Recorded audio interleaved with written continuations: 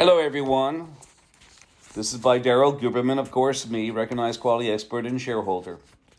You must listen carefully. What follows exposes decades-long pattern of systematic failure, deception, and oversight abuse in the aerospace industry, but this affects the entire world and all the certifications accredited by ANAB and also accredited by their international equivalents, which are the IAF and ILAC. And by the way, ANSI ANAB founded the IAF. Incorporated in Delaware, the IAF has a sister organization, ILAC, the International Laboratory Accreditation Cooperation in Australia. They are associations of accreditation bodies, both national and international equivalent in accreditation to ANSI ANAB, who are also their underwriters. They take full legal responsibility over systematic and product failure. Let's continue. What follows exposes decades-long pattern of systematic failure, deception, and oversight abuse in the aerospace industry. After September 11th, Boeing announced layoffs of 20 to 30,000 employees. Yet within months, it imposed supplier requirements and demanded critical processes like heat treatment, welding, non-destructive testing, comply certifications with certifications Boeing itself did not have. In April 2002, Boeing issued a supplier bulletin mandating that special processes, including heat treatment, welding, and non-destructive testing, be accredited by NADCAP, the National Aerospace Defense Contractors Accreditation Program under the Performance Review Institute.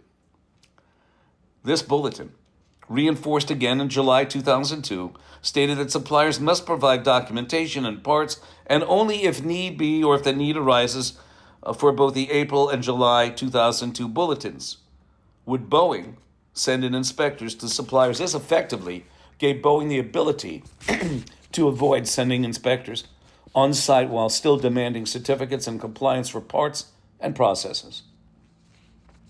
This language, described as eliminating redundant inspection, created a loophole. Suppliers were responsible for certification, but Boeing would not independently verify it on-site, undermining real quality assurance.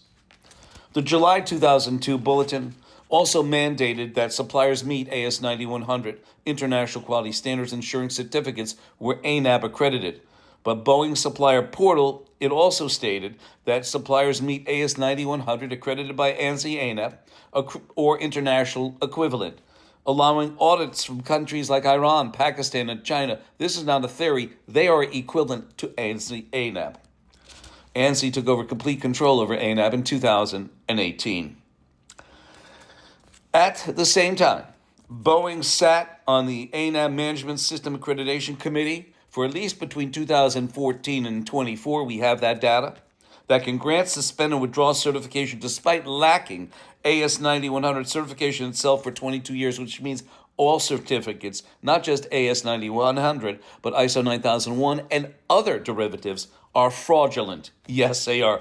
Go to your registrar right now, call them, and get back to me and ask them, is it true that between 2015 and 21, we were watched over by communist China because ANSI ANAB's membership on the IAF, and remember I told you they founded the IAF. Ask them.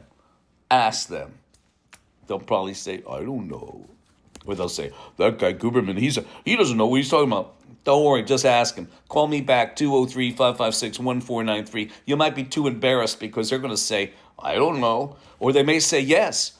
But if they say yes, how bad is that for you? Especially the veterans out there. You had a guy who's a communist and Chinese national 2015 and to 2021, and he's mandated by his country of origin to take your data through the China National Intelligence Law, Article number 7. He's fucking you. Your registrar was fucking you. Woohoo! For that money, you could have gone to a nice brothel, what they're charging you. For God's sake, man. In October 2003, ANSI ANAB's Heads Up 22 required suppliers to be listed on the Online Aerospace Systems Accreditation System, which was the OASIS database. And they required them to be listed on the database and pay database fees or risk getting your certificate taken away for noncompliance. This database was managed by the International Aerospace Quality Group, and it was very tightly controlled by Boeing at the time in 2003, which also held seats on ANSI ANAB board, a system in which Boeing wielded substantial power. In 2009, In 2009, Boeing was granted FAA authority to self-certify aircraft systems, including technologies like the MCAS systems, which later led to 346 deaths across Ethiopian and Indonesian airlines. 2018 to 2019. Meanwhile, the FAA made Boeing employ some of them FAA inspectors. So you had Boeing/FAA inspectors getting paid by Boeing, creating direct conflicts of interest, while the FAA publicly claimed it never allows companies to police themselves or to self-certify. Subsequent DOJ investigations confirmed Boeing misled the FAA about the MCAS system, yet these failures were embedded in the system that Boeing helped create. Well, the DOJ sat on ANSI-ANAB's board as a member, but also as a customer too, so they could say all they want. It was a bunch of BS.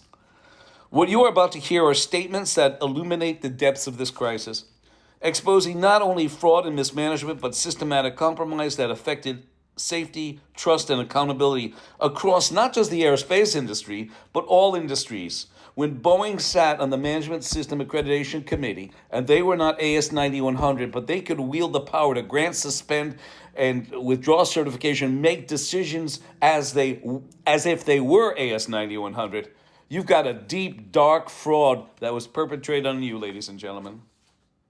The double standard in the sky. The same Boeing that forced quality standards on others refused to meet those standards itself for 22 years. 203-556-1493. I thank you.